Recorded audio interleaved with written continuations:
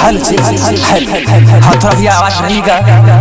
जी हाँ मेरे दोस्तों, हर साल की भांति इस साल भी टाइगर पूजा समिति आप लोगों का हार्दिक अभिनंदन करती है और करती रहेगी। उठाइए दोनों हाथ और बोलिएगा प्रेम से सरस्वती माता की जय, सरस्वती माता की जय। साल भर पढ़ाती है विद्या देकर जाती है, साल भर पढ़ाती है विद्या देकर जाती है। घर बसु न हमर जिला सीतामढ़ी, केहू के मूर्ति हमसे आगे न बढ़ी,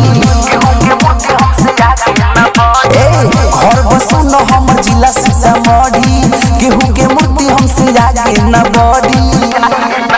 जे करी रुकावट मार दी है गोली तान के, तो सुनो हम शीर्षे के लखवाई।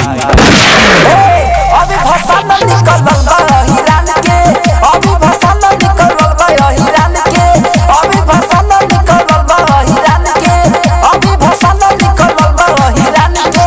तो भाई एक शेर आ गया कि कहते हैं कि शीशम की लकड़ी किसी चंदन की लकड़ी से कम नहीं, कि शीशम की लकड़ी किसी चंदन की लकड़ी से कम नहीं, और मेरे टाइगर पूजा समिति किसी पूजा समिति से कम नहीं। Couple recording studio Sutihara Sitamarhi.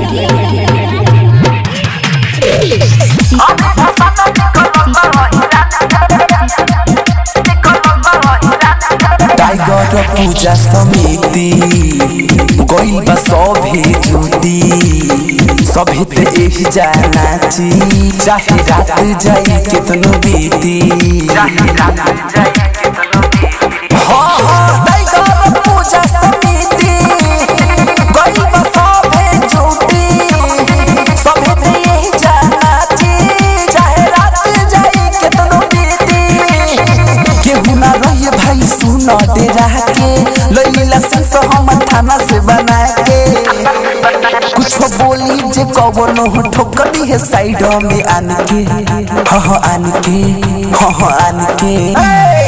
अभी भाषा न निकल हिरान के, अभी भाषा न निकल हिरान के, अभी भाषा न निकल हिरान के, अभी भाषा न निकल हिरान के। साउंड वाला आवाज कम कर।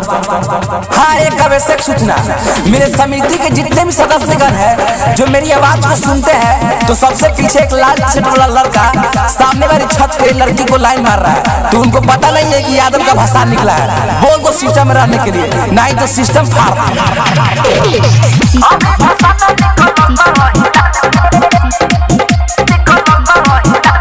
डीजे के जाके रुकावो, साउंड के थोड़ा बढ़ावो, ऋतिक विजय तू जाके श्रोवर सरगम के गाना बजावो, डीजे के जाके रुकावो, साउंड के थोड़ा बढ़ावो, बिमलेश सोनू जाके श्रोवर सरगम के गाना बजावो। सुभाष राइटर सुना रसिक राजा, लत बाबे खूबे भसन के माजा, मंडल टोली में घुमनी चलो सटोला बबुआन के, अरे चल चल होनी के छोड़ी धोखा दे ले दिया। अभी भाषा न निकल हिरान के, अभी भाषा न निकल हिरान के, अभी भाषा न निकल हिरान के, अभी भाषा न निकल हिरान के। Kapoor recording studio Sutihara Sitamarhi.